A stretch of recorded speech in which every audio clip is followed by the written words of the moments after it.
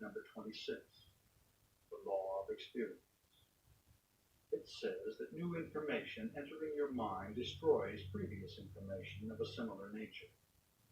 Once a pathway of information has been established in your brain, that viewpoint will prevail unless new information comes in to destroy it and replace it. As an example, while horseback riding, you fall off and hurt yourself. Now, if that's the end of your experience with horses, your experience has been programmed negatively. That's why instructors always urge new riders to climb back aboard immediately after falling off. You need fresh, new input to erase the trauma of the fall. The law is an innate, organic process that does not require your conscious attention or active participation. It suggests that the basic processes of the brain are in an endless state of growth and reorganization. Now, the law of experience can be used effectively in altered state of consciousness programming because your subconscious cannot tell the difference between fantasized experience and a real experience. So, as an example, if you always feel extreme anxiety in crowds, in an altered state, you could vividly imagine yourself perfectly relaxed in a crowd of people. Your mind will accept this as a reality and invoke the law of experience. After a few days, weeks, or months of this programming, your mind will have totally experienced being calm in crowds, and it will carry over into your personal reality.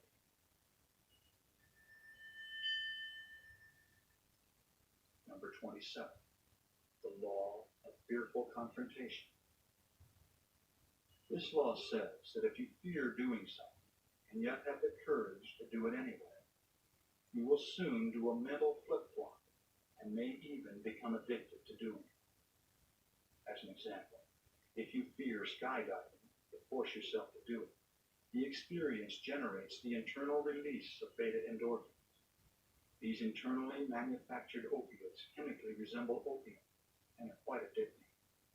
The more you skydive, the more you will want to skydive, or ski straight down mountains, or gamble, or whatever it was that you originally feared, and that still causes you this internal rush.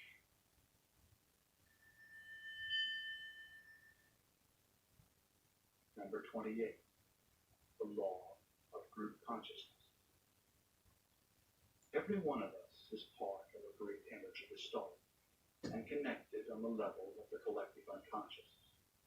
Each individual aspect of the gestalt has its own electrical system, its own vibrational frequency, and interreacts with all other aspects.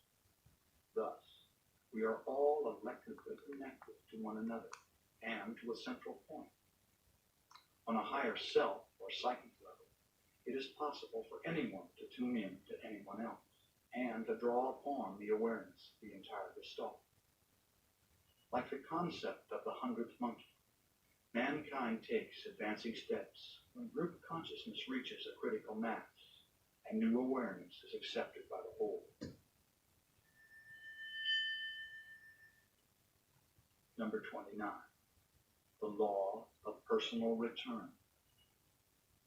Although this law is really just another way to view karma, some people prefer it. It says if you think negatively of someone or send hateful thoughts to them, the thoughts may harm the person, but in due course, they will return to the sender as sin. The same is true of disharmonious deeds.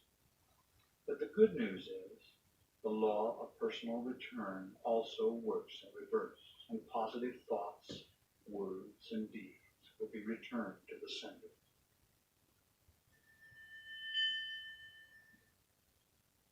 Number 30, the law of activity. It says that action is a result of thought and part of a triad.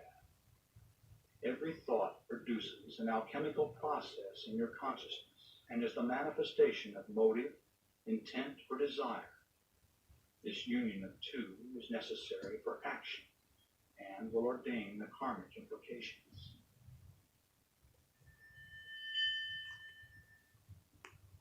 Number 31, the law of denial. It says when you refuse to deal with a highly emotional issue, or refuse to take responsibility for an unpleasant situation, you avoid living up to your potential. Such things can be put off for lifetimes, but the effect will be experienced mentally, physically, or as a lifestyle manifestation until you correctly balance the situation.